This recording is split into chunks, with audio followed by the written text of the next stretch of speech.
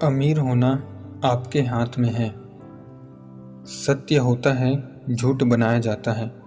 जब मनुष्य अपने बनाए झूठ को छोड़ता है तो सत्य अपने आप उतर आता है। ऐसे ही अमीरी गरीबी का सिलसिला है। आप जन्म से गरीब हो सकते हैं, लेकिन जीवन भर गरीब रहेंगे, यह निर्णय आपका होगा।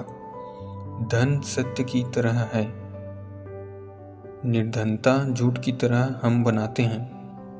हमारे देश में अमीरी गरीबी की खाई बड़ी गहरी है, लेकिन अमीर बनना आपका जन्म सिद्ध अधिकार भी है।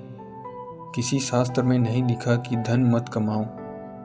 भक्तों के जीवन में शिक्षा और धन उतरे, यह तो भगवान को भी अच्छा लगता है। हर अमीर व्यक्ति लुटेरा या भ्रष्टाचारी नहीं है, लेकिन लोग परिश्रम के बल पर भी अमीर हुए हैं।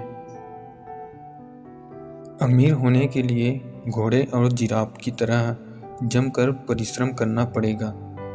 ये दोनों प्राणी खड़े खड़े सोते हैं और सोते समय गिरते नहीं हैं, क्योंकि हड्डियों का एक लाख सिस्टम इन्हें गिरने से बचा लेता है। जब धन कमाने निकले तो इस लाख सिस्टम को समझें और इसे अपनी इंद्रियों पर लागू करें। इंद्रियां यदि लाख सिस्टम में आ जाए तो आलस और बेईमानी में कभी नहीं गिरेंगे। अमीर होना आपके हाथ में होगा। शरीर में सकारात्मक तरंगों के लिए राम पर ध्यान लगाएं। श्री राम ने बाली को जिस बाण से मारा था, वह लौटकर फिर उनके तरकस में आ गया था। यह राम की बहुत बड़ी विशेषता थी, जिसकी चर्चा में हम आगे करेंगे। अभी दृश्य यह है कि राम जब अयोध्या में उतरे तो उन्होंने पुष्पक विमान से कहा, अब तुम अपने मालिक यानी कुबेर के पास जाओ। इस पर पुष्पक को इस बात का तो हर्ष था कि अपने स्वामी के पास लौटना है, लेकिन राम जी से दूर होने का दुख भी था। देखिए कैसे विचित्र बात है कि पुष्पक को राम जी से बिछड़ने का दुख हो रहा था। एक विमान को एक व्यक्ति से लगाव हो गया, क्योंकि राम की देह से सदैव सकारात्मक तरंगें निकलती थी।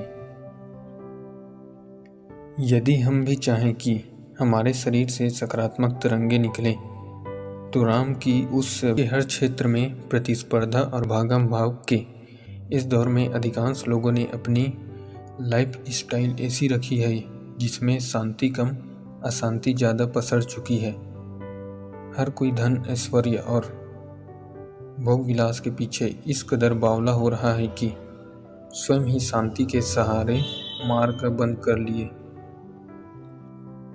जीवन के हर क्षेत्र में प्रतिस्पर्धा और भागम भाग के इस दौर में अधिकांश लोगों ने अपनी लाइफ स्टाइल ऐसी कर रखी है जिसमें शांति कम अशांति ज़्यादा पसर रही है। हर कोई धन ऐश्वर्य और भोग विलास के पीछे इस कदर बावला हो रहा है कि स्वयं ही शांति के सारे मार्ग बंद कर लिए, और यह भी तय है कि शांति के बिना संसार के सारे सुख अधूरे हैं। फिर क्या किया जाए? भगवान कृष्ण एक अवतार ही नहीं, समूची मानवता के लिए आदर्श जीवन शैली के पुरोधा है। महाभारत युद्ध के दौरान गीता के रूप में उनके जो विचार निकल कर आते हैं, वे आज भी हमारे लिए प्रेरणा पुंज है। खासकर जो कर्म पथ उन्होंने सुझाया है, उसके पथिक होना इस दौर की माती जरूरत है।